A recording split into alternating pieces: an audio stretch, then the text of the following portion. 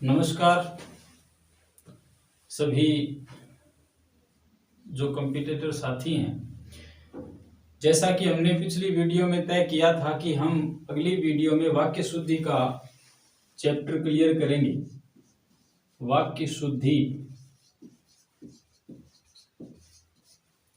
हिंदी की तैयारी करने वाले विद्यार्थियों के लिए वाक्य शुद्धि एक प्रकार से थोड़ी जटिल सी समस्या है, क्योंकि वाक्य जो हैं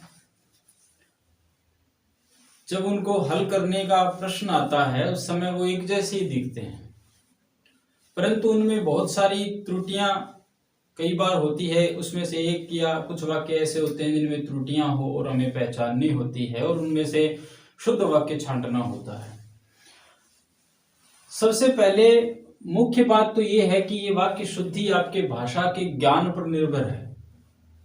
भाषा का आपका ज्ञान कैसा है, आपने भाषा को कितनी गंभीरता से अध्ययन किया है, कितनी गंभीरता से भाषा को पढ़ा है, और आपका शब्द भंडार कैसा है। यदि आपका शब्द भंडार बहुत अच्छा है और आपने भाषा को बड़ी गंभीरता से पढ़ा है तो थोड़ी सी मेहनत, थोड़े से परिश्रम से आप भाषा में शुद्धता प्राप्त कर सकते हैं। आप भाषा को शुद्धता के साथ लिख और बोल सकते हैं। समझने वाली बात सबसे पहले हम शुरू करें, वाक्य क्या है। वाक्य जो होता है वो भाषा की पूर्ण इकाई माना जाता है। भाषा की पूर्ण इकाई। अर्थ ग्रहण की दृष्टि से या संप्रेषण की दृष्टि से यदि देखें तो भाषा की पूर्ण इकाई केवल वाक्य है। ध्वनि, ध्वनियों से वर्ण, वर्णों से शब्द, शब्दों से पद, पद से वाक्यांश और वाक्यांशों से वाक्य का निर्माण होता है। वाक्य किसी भी बात, भाव या विचार के संप्रेषण अथवा अर्थ ग्रहण के लिए एक पूर्ण इकाई का काम करता है, एक पूरी बात का काम करता है। जब वाक्य पूर्ण होता है तो एक पूरी बात का अधिगम होता है। आज हम वाक्य की शुद्धि के विषय में चर्चा करेंगे। वाक्य की शुद्धि के विषय में चर्चा करने के इस दौर में, इस कॉन्सेप्ट में हम देखेंगे कि वाक्य में अशुद्धियां कितने प्रकार से घटित होती हैं। यदि हमें इस बात का ज्ञान हो जाए कि वाक्य में अशुद्धियां कितने प्रकार से घटित होती है तो उन प्रकारों में होने वाली अशुद्धियों के विषय में जानकारी प्राप्त करके हम भाषा में शुद्धता ला सकते हैं, वाक्य में शुद्धता ला सकते हैं। एक प्रकार से तो भाषा में संज्ञा शब्दों की अशुद्धियां होती है। तो संज्ञा संबंधी अशुद्धि, सर्वनाम संबंधी अशुद्धि,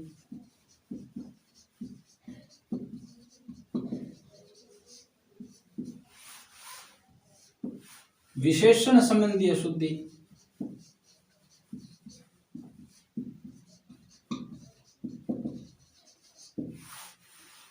क्रिया संबंधी अशुद्धि,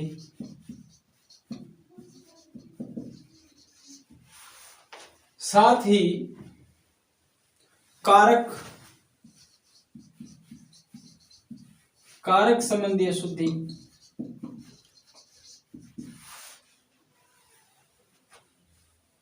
विराम चिन्ह संबंधी अशुद्धि,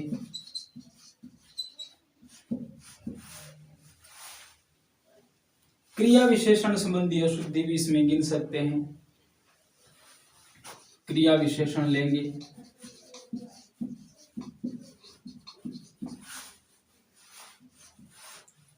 मुहावरे संबंधी अशुद्धि आती है,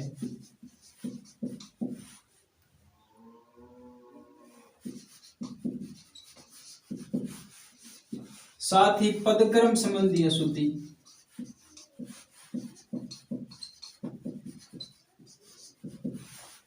और वचन संबंधी अशुद्धि भी आती है।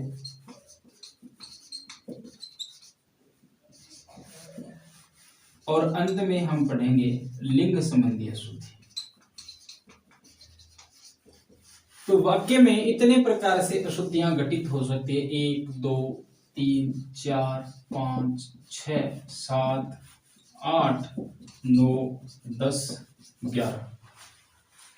यदि मान लियो आप आ सारंग अध्ययन कर लियो और आ सारंग के बारे में जो की जितनी अशुद्धियां ही इनमें किसी प्रकार की हम अशुद्धियां ना करें तो हमारी भाषा शुद्ध होती है।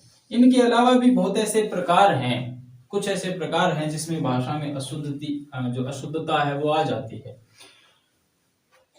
तो विशेष अभ्यास के माध्यम से आप भाषा में शुद्धता ला सकते हो, वाक्यों में शुद्धता ला सकते हो। सर्वप्रथम देखें कि संज्ञा संबंधी अशुद्धि है वो किस आधार पर घटित होती है। तो संज्ञा संबंधी जो अशुद्धि है वह घटित हुआ है, एक तो अनावश्यक संज्ञा को प्रयोग कर लिया या अनुपयुक्त संज्ञा शब्दों को प्रयोग कर लिया या गलत स्थान पर संज्ञा का प्रयोग हो जाए। आ 3 प्रकारों संज्ञा संबंधी वाक्य में अशुद्धि आवे।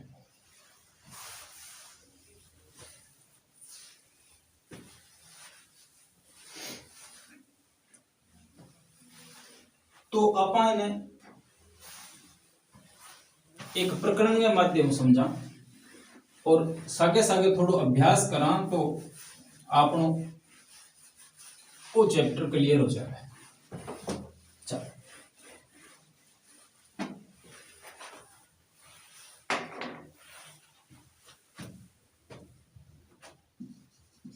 अनावश्यक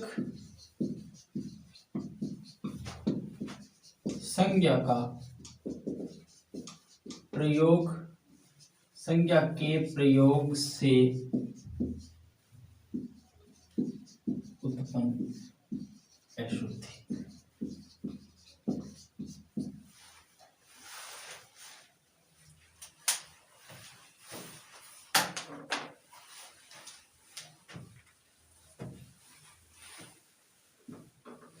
जैसे एक वाक्य लिखें, रमेश 20 तारीख के दिन जयपुर जाएगा।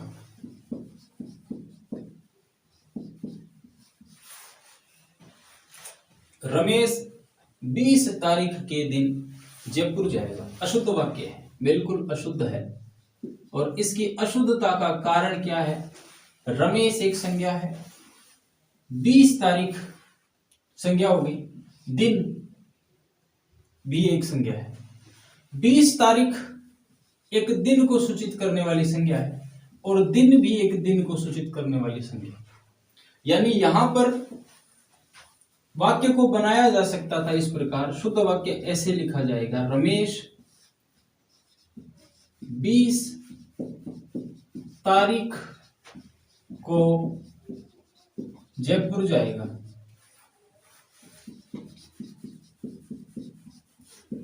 जब 20 तारीख को वाक्य को पूर्व अर्थ ग्रहण होने लग रही है तो ये दिन लिखने की जरूरत की, अर्थात इस दिन की यहां पे कोई आवश्यकता नहीं है, वो दिन गलत है। और दिन गलत है खातर क्योंकि एक अनावश्यक संज्ञा का प्रयोग कर लियो, जरूरत ही को नहीं संज्ञा का प्रयोग करने। रमेश 20 तारीख के दिन जयपुर जाएगा, गलत। शुद्ध वाक्य ये है, रमेश 20 तारीख को जयपुर जाएगा। जैसे वह प्रातः काल के समय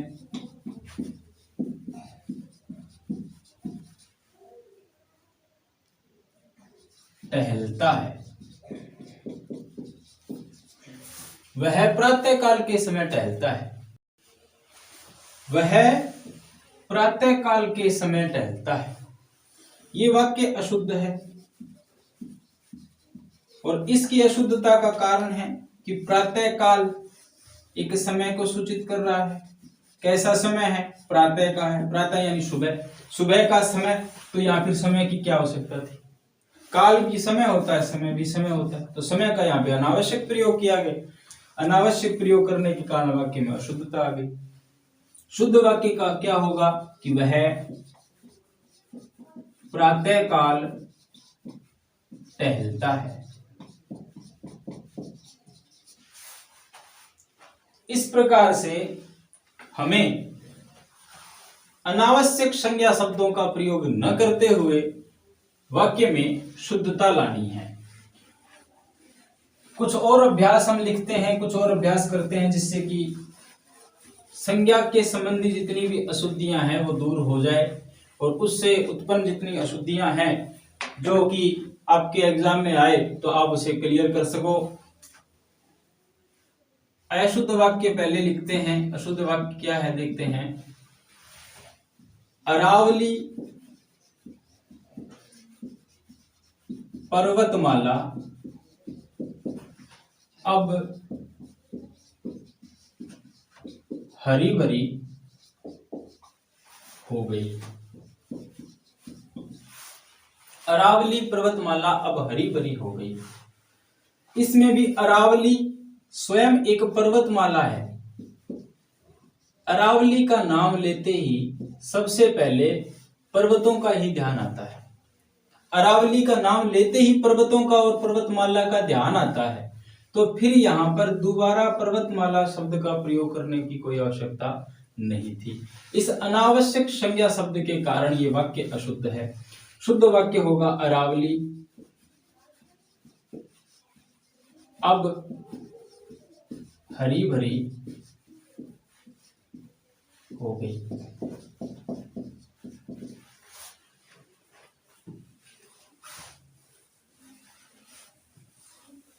जैसे आप जैसे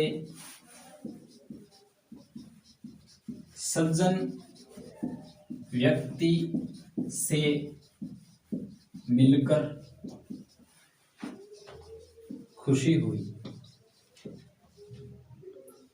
आप जैसे सज्जन व्यक्ति से मिलकर खुशी हुई वाक्य अशुद्ध है। यहां पर कई बार समस्या उत्पन्न हो जाती है। वाक्य देखने में बड़ा शुद्ध लगता है, आप जैसे सज्जन व्यक्ति से मिलकर, हम भी बोलते हैं तो ऐसा ही बोलते हैं। जब भी कोई आदमी मिलता है और अच्छा आदमी हो, व्यवहारिक हो, बढ़िया व्यवहार हो उसका समाज में, तो जब मिलता है तो हम उससे यही कहते हैं आप जैसे सज्जन व्यक्ति से मिलकर खुशी हुई। हालांकि ये वाक्य जो है वो पूर्णतः अशुद्ध वाक्य है, अशुद्ध है। शुद्ध वाक्य क्या होगा? आप जैसे सज्जन से मिलकर खुशी हुई। व्यक्ति की आवश्यकता नहीं है, क्योंकि सज्जन है तो जन यानी क्या है? जन यानी व्यक्ति। जन का अर्थ व्यक्ति है। सत का यहाँ प्रयोग हुआ था पहले। सद मानी होता है सच्चा, सही, उचित व्यवहार करने वाला, नैतिक। तो आप जैसे सज्जन व्यक्ति की जो आवश्यकता ही नहीं है, आप जैसे सज्जन से मिलकर खुशी हुई। इस प्रकार अनावश्यक शब्दों का प्रयोग जो होता है, अनावश्यक संज्ञा का प्रयोग करके वाक्य में अशुद्धता लाई गई है। इन अशुद्धताओं को दूर आपको करना है इन नियमों का ध्यान रखते हुए कि आप अनावश्यक संज्ञा शब्दों के प्रयोग को पहचाने। अनुपयुक्त संज्ञा का प्रयोग, कुछ वाक्यों में अनुपयुक्त संज्ञा का प्रयोग हो जाता है या कर लेते हैं, तो भाषा में अशुद्धता को दूर करने के लिए उनकी पहचान करना आवश्यक है। जैसे राम ने रावण की हत्या की। राम ने रावण की हत्या की नहीं की। किसी को चोरी से मारना हत्या है, बिना कारण या अपने स्वार्थ, व्यक्तिगत स्वार्थ के लिए मारना हत्या है। चोरी से मारना या गैर कानूनी ढंग से मारना हत्या है, उसे हत्या कहते हैं। जबकि राम और रावण का तो युद्ध हुआ था। युद्ध में हत्याएं नहीं होती, वध होता है। उचित शब्द इसके लिए है वध। राम ने रावण का वध किया। राम ने रावण का वध किया, ना कि हत्या की। जैसे कि टेलीविजन की उत्पत्ति किसने की?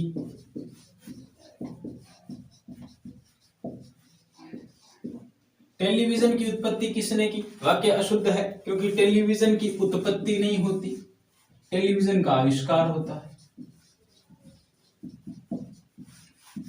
उत्पत्ति नहीं होती। उसी प्रकार कंस की हत्या कृष्ण ने कर दी, तो कंस की भी कृष्ण ने कोई हत्या नहीं की। यहां पर हत्या शब्द गलत है, कंस की हत्या कृष्ण ने कर दी।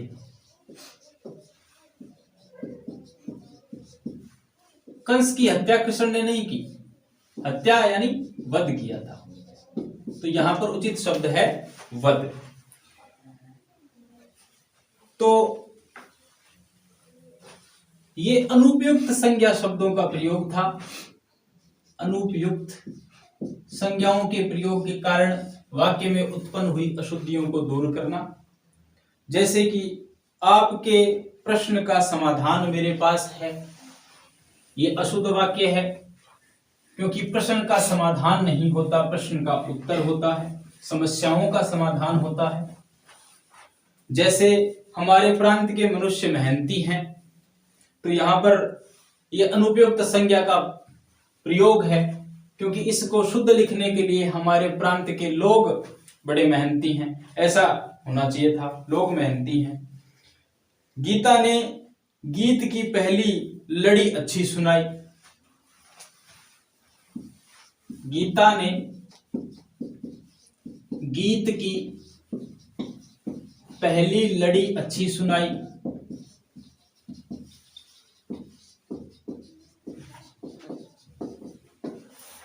तो यहां पर जो लड़ी शब्द का प्रयोग हुआ वो भी अनुचित है क्योंकि गीत की लड़ियां नहीं होती, कड़ी होती है।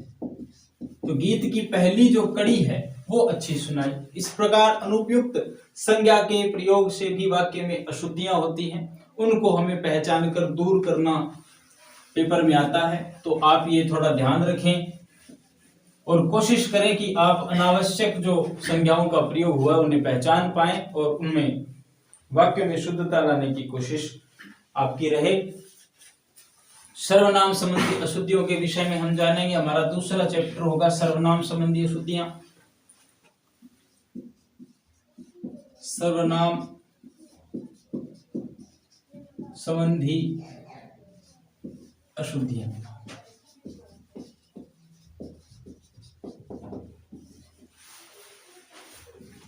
सर्वनाम संबंधी अशुद्धियों में सर्वनाम के विषय में जानेंगे। सर्वनाम क्या होता है? किसी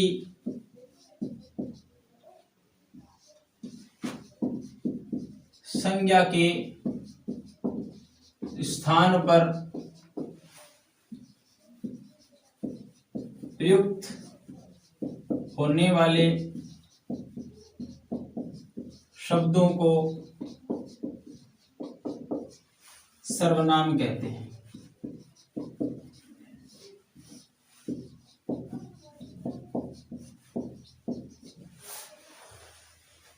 इसके साथ ही सर्वनाम जो शब्दों का प्रयोग जब हम करते हैं तो एक तो संज्ञा शब्दों की पुनरुक्ति जो है वो नहीं होती, साथ ही भाषा में जो वाक्य में बड़ा श्रृंगार, बड़ी सुंदरता आ जाती है।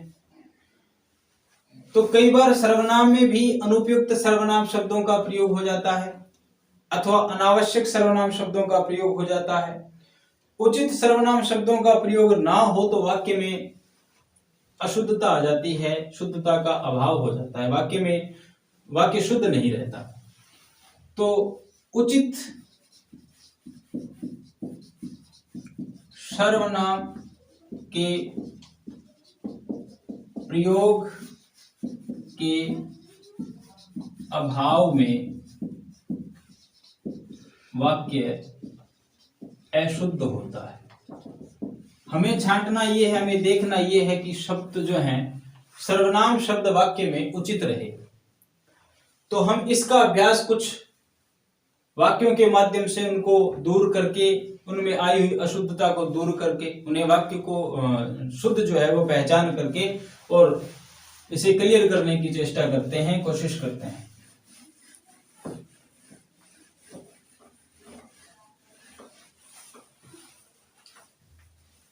जैसे कि वाक्य है श्याम और श्याम का भाई, श्याम और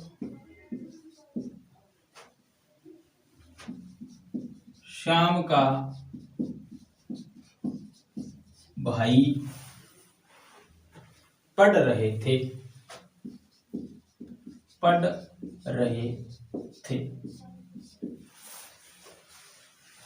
अनावश्यक रूप से संज्ञा शब्दों की पुनरुक्ति भी एक प्रकार का दोष है वाक्य में। तो यदि श्याम के बाद में श्याम शब्द का प्रयोग न करते हुए इस श्याम के स्थान पर कोई उचित सर्वनाम का प्रयोग किया होता तो वाक्य शुद्ध होता। ये वाक्य अपने आप में अशुद्ध है। इस वाक्य की शुद्धता किस पर आधारित होगी? श्याम और श्याम के स्थान पे लगाओ उसका भाई, उसका भाई पढ़ रहे थे। श्याम और उसका भाई पढ़ रहे थे, ये शुद्ध वाक्य है। अब देखते हैं कि बच्चे उन्हीं से बातें करने लगे, बच्चे उन्हीं से बातें करने लगे। यहां उन्हीं जो सर्वनाम है उसका प्रयोग अनुचित हुआ है, क्योंकि उन्हीं का अर्थ होता है केवल उन्हीं से, किसी और से नहीं। केवल, यहां पे केवल का प्रयोग हो जाएगा उन्हीं से, कि किसी और से बातें की नहीं, उन्हीं से की है।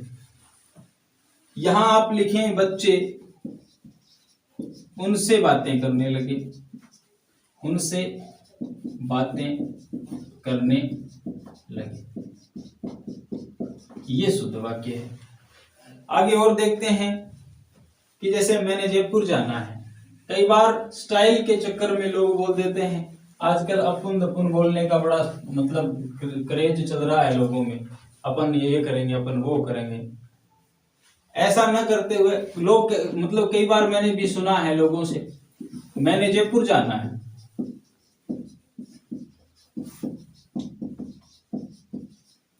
मैंने जयपुर जाना है, गलत है, वाक्य ही गलत है आपका।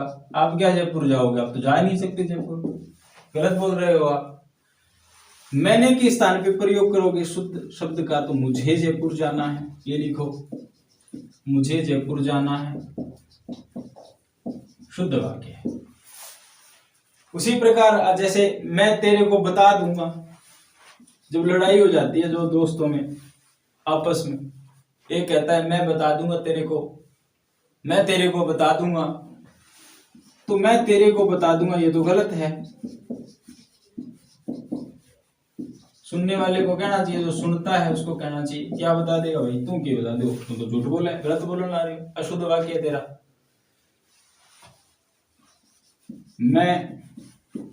मैं तेरे को बता दूंगा गलत है, मैं तुझे बता दूंगा सही है, मैं तुझे बता दूंगा।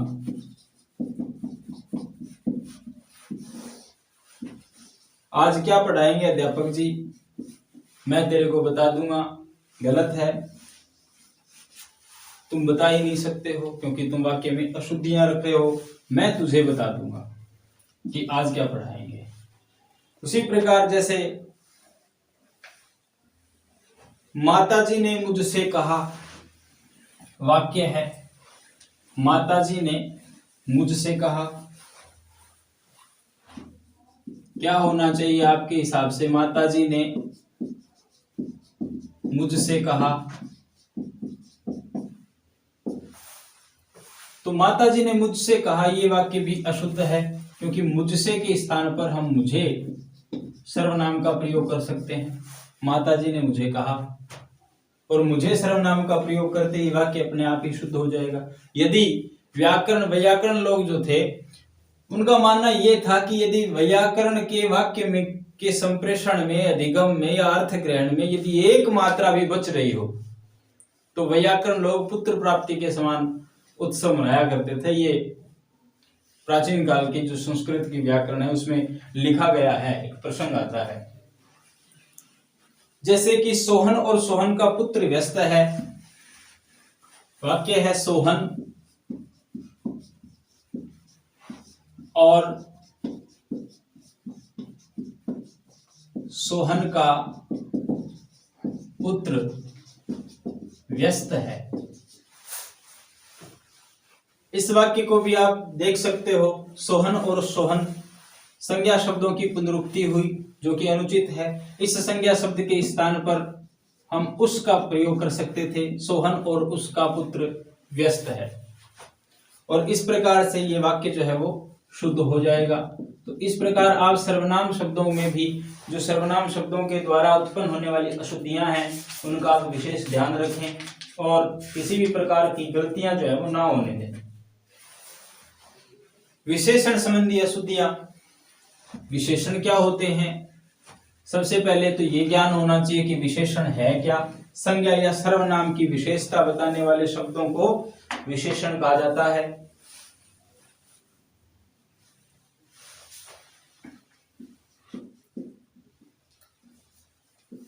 विशेषण,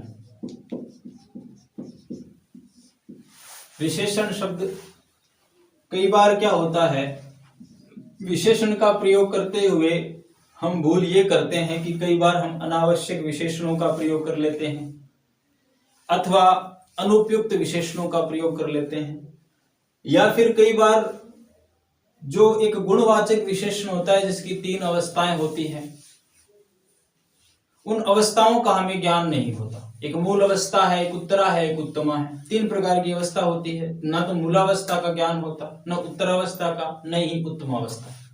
यदि इन अवस्थाओं का ज्ञान न होता है तो भी वाक्य में अशुद्धता आना स्वाभाविक हो जाता है। तो देखते हैं विशेषण क्या है। विशेषण संज्ञा व सर्वनाम की विशेषता बताने वाले शब्द विशेषण कहलाते हैं। किस प्रकार से गठित होती है? नंबर 1, अनावश्यक विशेषणों के प्रयोग से। नंबर 2, अनुपयुक्त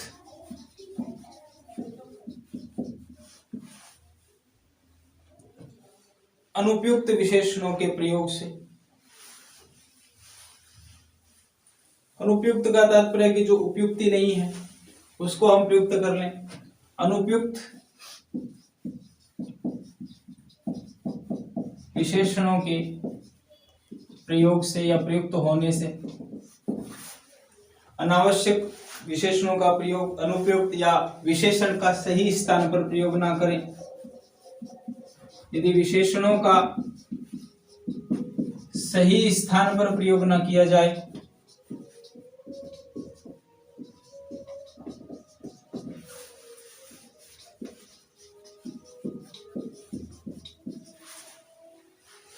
अथवा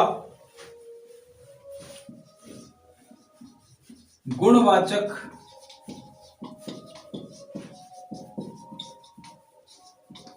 विशेषणों की अवस्थाओं का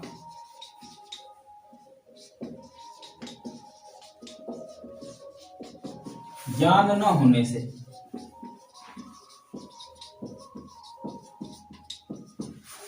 से भी वाक्य में अशुद्धियां आ जाती है।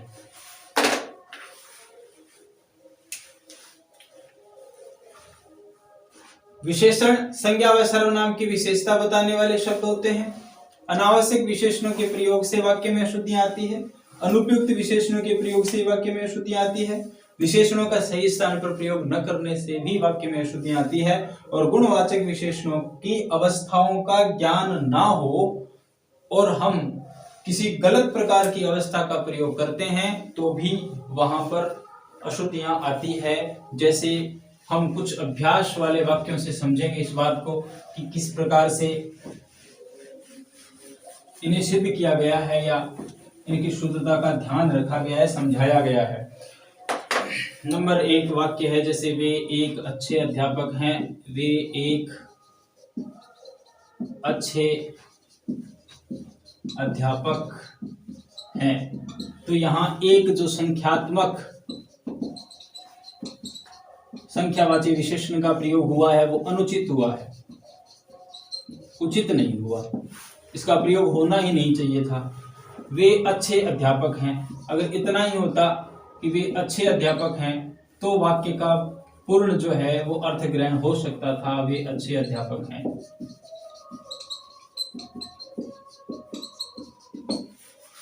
एक का प्रयोग अनावश्यक रूप से किया गया है, इसलिए वाक्य में अशुद्धि है। दूसरी बात, जैसे शेरा बीहड़ जंगलों का विख्यात डाकू था, शेरा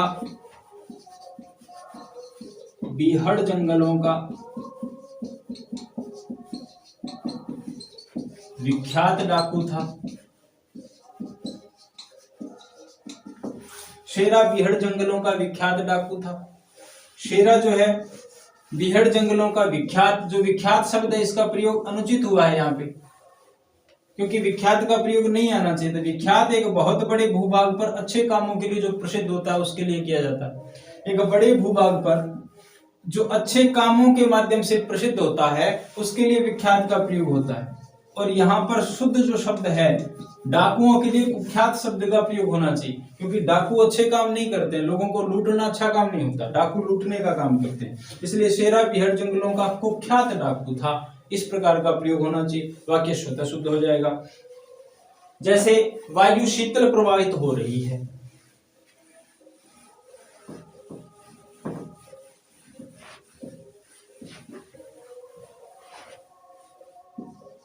वायु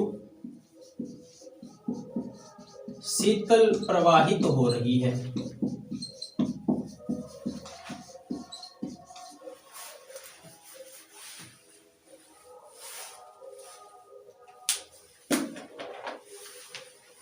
वायु शीतल प्रवाहित हो रही है, साधारणतया यह स्वाभाविक रूप से हम ऐसा देखते आए हैं कि हमेशा विशेषणों का जो प्रयोग है वो संज्ञा या सर्वनाम से पहले किया जाता है। वायु इसमें विशेष्य है और शीतलता इसमें विशेषण है। विशेषण वो होता है जो संज्ञा शब्दों की या सर्वनाम शब्दों की विशेषता बताता है। यहां पर शीतल का प्रयोग इस विशेष्य वायु से पूर्व होना चाहिए था, तब जाकर के यह वाक्य शुद्ध होता, अन्यथा यह वाक्य अशुद्ध है। तो यदि हम ऐसा लिखें कि शीतल वायु प्रवाहित हो रही है तो वाक्य शुद्ध होगा, अन्यथा वाक्य अशुद्ध है।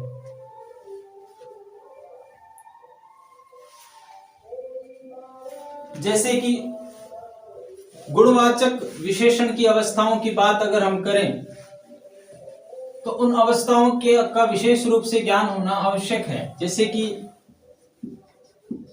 रमेश के पास सबसे सुंदरतम कार है। सबसे सुंदरतम कार, तो सबसे सुंदर और सुंदरतम ये दोनों अपने आप में उत्तम अवस्था है, और दो प्रकार की उत्तम अवस्था का एक ही चीज के लिए प्रयोग करना अनावश्यक है, अर्थात गलत प्रयोग किया गया। तो रमेश के पास सबसे सुंदर कार है, या तो ये लिख दो, या रमेश के पास सुंदरतम कार है, या ये लिख दो, दोनों वाक्य सही हो जाएंगे। रमेश के पास सबसे सुंदर कार है तो सुंदरतम लगाने की आवश्यकता नहीं, क्योंकि सुंदरतम लगाते ही तम प्रत्यय का प्रयोग होते ही सुंदर शब्द उत्तम अवस्था में आ गया। अथवा लिख दो रमेश के पास सुंदरतम कार है, तो सबसे लगाने की जरूरत नहीं, क्योंकि सुंदरतम का अर्थ ही सबसे सुंदर होता है। इस प्रकार से विशेषण संबंधी अशुद्धियों को दूर किया जा सकता है।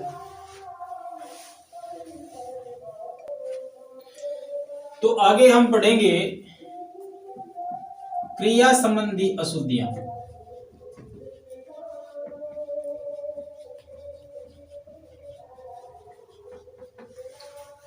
क्रिया क्या होती है? क्रिया किसी कार्य का करना या होना जहां पाया जाता है, किसी कार्य का करना या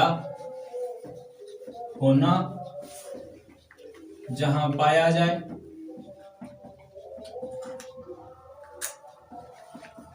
जहां किसी कार्य का करना या होना पाया जाए, अथवा उसकी पूर्णता या अपूर्णता का बोध हो,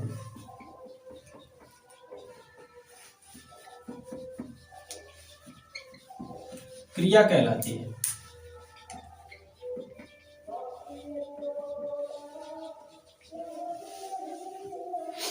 वाक्य में क्रिया किसी काम के करने या किसी काम के होने का बोध कराती है। कोई कार्य पूर्ण हुआ है अथवा नहीं हुआ, इस बात का भी बोध कराती है। क्रिया एक प्रकार से कोई भी प्रकार का काम है। यदि वाक्य में कहा जाता है कि जो क्रिया होती है वो काल के अनुसार चलती है, क्रिया पर काल का प्रभाव पड़ता है,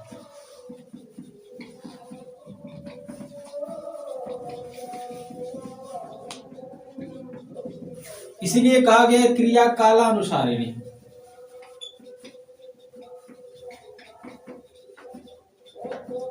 अर्थात क्रिया काल के अनुसार चलती है। काल के अनुसार उसमें परिवर्तन होना स्वाभाविक है और होना ही चाहिए। यदि काल के हिसाब से क्रिया में परिवर्तन नहीं होता तो भी वाक्य अशुद्ध है। यदि वाक्य में हम अनुपयुक्त क्रिया का प्रयोग करते हैं तो वाक्य अशुद्ध हो जाता है। अनुपयुक्त क्रिया का प्रयोग करने से वाक्य अशुद्ध, अनावश्यक क्रिया शब्दों का प्रयोग करने से वाक्य अशुद्ध हो जाता है। साथ ही यदि उचित क्रियापद के अभाव में वाक्य अशुद्ध हो जाता है, उचित क्रियापद का अभाव हो, तो इस तीन प्रकार से वाक्य में क्रिया के संबंधी जो अशुद्धियां है वो घटित होती है। जैसे कि इसके उदाहरण हम देखते हैं। पहला इसका उदाहरण है, उसे घमंडी कहकर पुकारना ज्यादती है।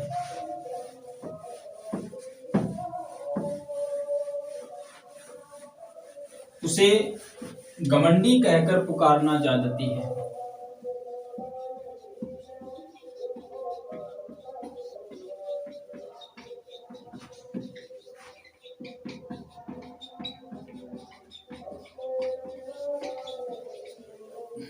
उसे घमंडी कहकर पुकारना ज्यादती, घमंडी है कौन? चलो लोगों का काम आने वाला है, लेकिन फिर भी अगर कोई भी घमंडी का तो गलत बात है भाई, ज्यादती है, अत्याचार है।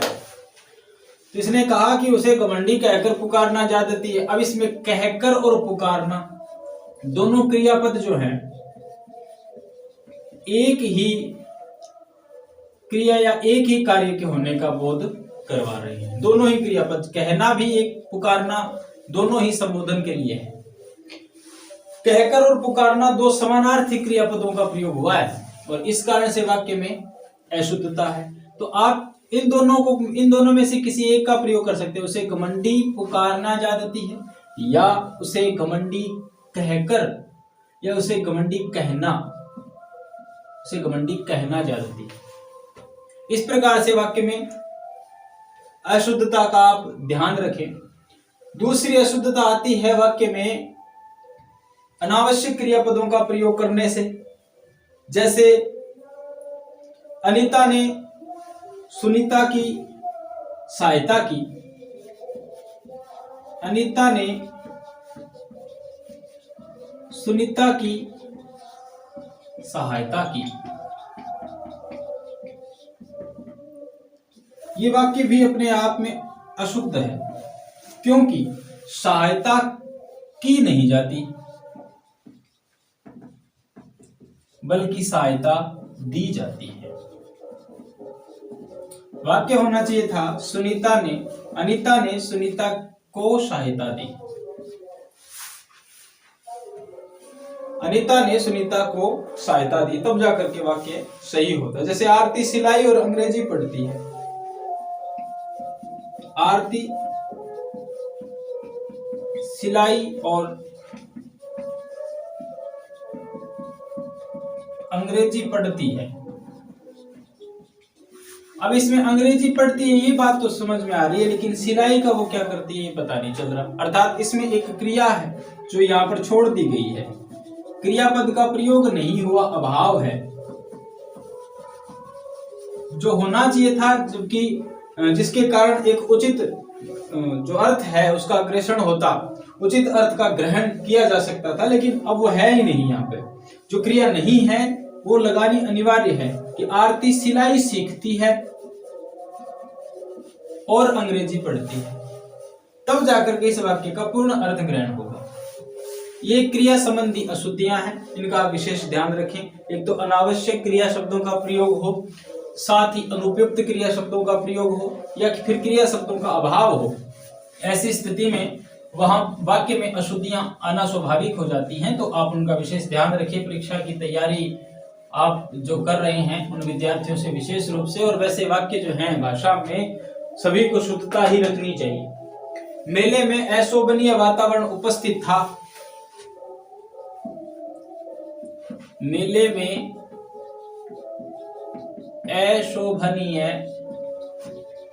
वातावरण उपस्थित था। मेले में अशोभनीय वातावरण उपस्थित था। उपस्थित होना उचित क्रियापद का प्रयोग नहीं है, क्योंकि वातावरण उपस्थित नहीं होता। उपस्थित कोई व्यक्ति है, कोई वस्तु इत्यादि उपस्थित रहते हैं। तो अशोभनीय वातावरण था, इस उपस्थित को हटा देना चाहिए। मेले में अशोभनीय वातावरण था। शुद्ध वाक्य इसी प्रकार लिखा जाएगा। अपने बच्चों पर नियंत्रण कीजिए, अशुद्ध वाक्य है। अपने बच्चों पर नियंत्रण कीजिए। यहां पर कीजिए क्रियापद का प्रयोग अनुपयुक्त है, नहीं होना चाहिए। अपने बच्चों पर नियंत्रण रखिए, ऐसा प्रयोग होना चाहिए था। तो इस प्रकार वाक्य में आप होने वाली क्रियापदों की अशुद्धता का विशेष ध्यान रखें। आगे हम अध्ययन करेंगे कारक संबंधी अशुद्धियों का।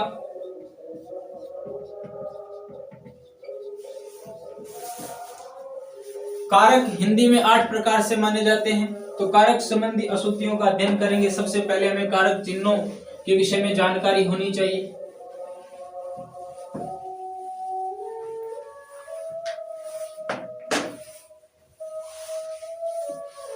कारक संबंधी अशुद्धियों से बचने के लिए कारक का भेद और उन कारकों के माध्यम से लगने वाले कारक चिन्हों का हमें विशेष ध्यान रखना चाहिए, या उनकी जानकारी होनी चाहिए। तो कारक के भेद, 8 प्रकार के कारक में हिंदी के भेद किए जाते हैं। जैसे कि कर्ता है, संस्कृत में 6 ही प्रकार के कारक माने जाते हैं, क्योंकि उसमें संबंध और संबोधन को कारक नहीं माना जाता। कारक किसे कहा जाता है, इसके लिए एक परिभाषा आती है, क्रियाजनकत्व कारकत्व।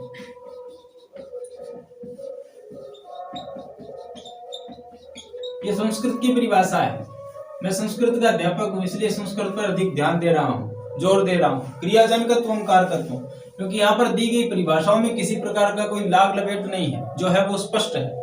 क्रिया को जन्म देने वाला कारक होता है, अर्थात क्रिया की उत्पत्ति जिसके माध्यम से होती है वही कारक होता है। हिंदी में परिभाषा इस प्रकार दी जाती है कि वाक्य में जब किसी शब्द का अन्य शब्दों के साथ कोई संबंध दिखाया जाता है, संज्ञा या सर्वनाम की जिस रूप से उसका संबंध अन्य वाक्यों से, वाक्य के अन्य शब्दों से जब निर्धारित किया जाता हो, तो उसे कारक कहा जाता है। कारक मूलतः 6 होते हैं, लेकिन हिंदी में 8 प्रकार से कारक माने जाते हैं। कर्ता, कर्म, करण, संप्रदान, अपादान, संबंध, अधिकरण और संबोधन। कर्ता के लिए ने या कुछ भी नहीं, कई बार कुछ भी नहीं लगाया जाता। जैसे कि राम ने लगा देते, राम ने आम खाया, लगा दिया।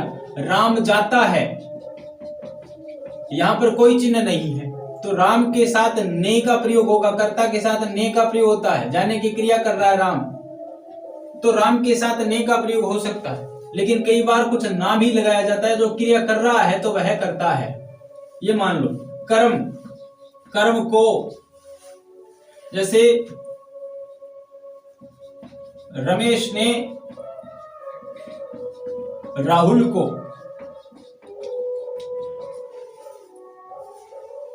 को पुस्तक दी। दोनों ही कर्म है, पुस्तक भी कर्म है, राहुल भी है, तो लेकिन राहुल के साथ तो को का प्रयोग होगा और पुस्तक के साथ नहीं भी हुआ तो को भी लगाया जा सकता है और शून्य का भी प्रयोग हो सकता है, शून्य यानी 0। कई बार प्रयोग नहीं भी होता। कर्ण से या द्वारा अर्थ में प्रयोग होता है, इसे माध्यम माना जा सकता है। जिसका वाक्य में साधन के रूप में प्रयोग किया जाता है उसे कर्ण कहते हैं। संप्रदान के लिए विभक्ति का प्रयोग होता है। हिंदी में कई बार को के अर्थ में भी आता है संप्रदान। अपादान से अलग होने अर्थ में अपादान का प्रयोग होता है।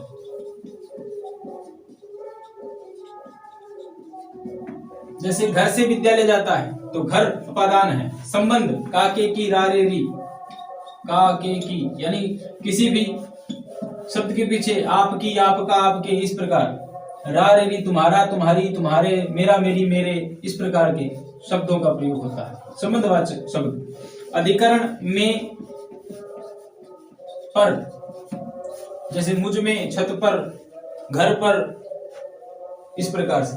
संबोधन हे, अरे, ओ, इस प्रकार के जो संबोधनवाचक शब्द हैं उन शब्दों का प्रयोग होता है कारकों में।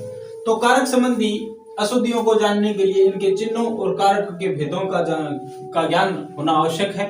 और किस किस प्रकार से इनमें अशुद्धियां घटित होती है वो देखते हैं कि कर्ता कारक संबंधी अशुद्धियां देखिए।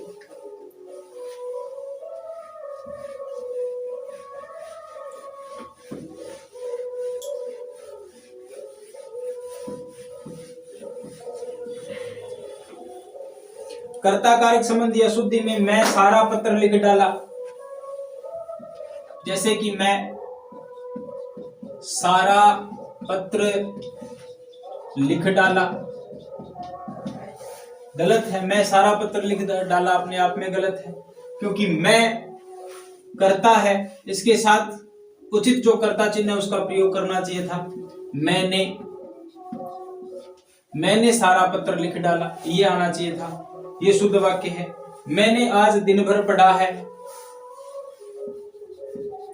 मैंने आज दिन भर पढ़ा है, मैंने आज दिन भर पढ़ा है।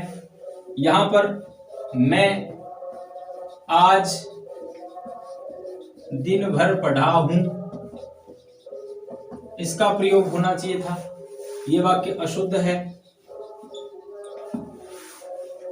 मैं के साथ यहां पर ने का प्रयोग आवश्यक नहीं था। जैसे रात को पहरादार आया था, रात को पहरादार आया था। कर्ता कारक में पहरादार आने का कार्य करता है, पहरादार गलत है। पहरादार का उचित शब्द का प्रयोग होना चाहिए था। रात को पहरेदार आया था। इस प्रकार से कर्ता के उचित शब्दों का प्रयोग करके वाक्य में शुद्धता लाई जा सकती है। कर्म कारक देखिए, कर्म का चिन्ह होता है को होता है।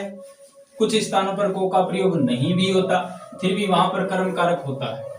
कर्म को समझने के लिए इस बात का विशेष ध्यान रखो, कर्तृ कर्म है, अर्थात कर्ता अपनी क्रिया के माध्यम से जिस कारक को सबसे अधिक पसंद करता है, जिस काम को, वह उसका कर्म होता है। जैसे राम आम खाता है तो इसमें खाने की क्रिया के माध्यम से राम आम को अधिक पसंद करता है। राम को आम बहुत अधिक प्रिय है, तो इस क्रिया के करने की गतिविधि में जो घटक प्रिय है वह कर्म होता है।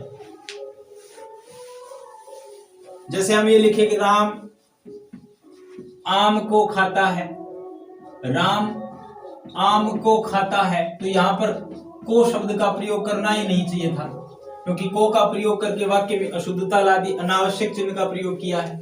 सीधा ही वाक्य पूर्ण हो सकता था, राम आम खाता है।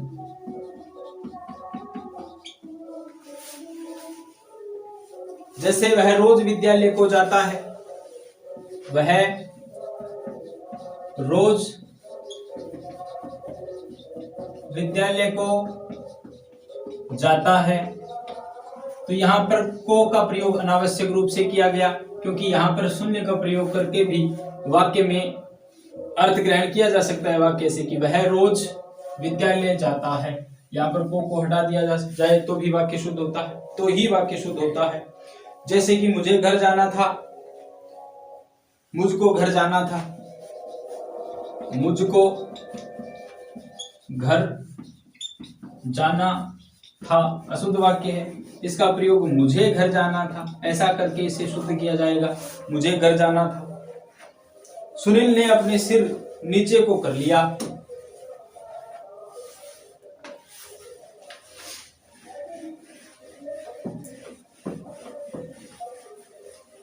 सुनील ने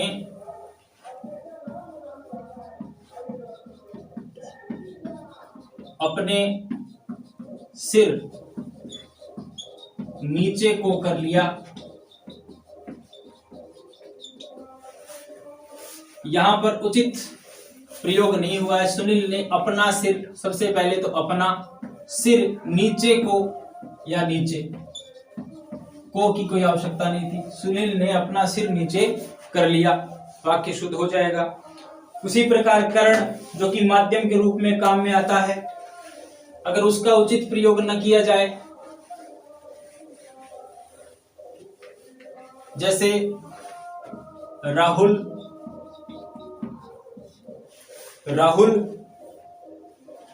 रेलगाड़ी के साथ ही यात्रा कर रहा है, रेलगाड़ी के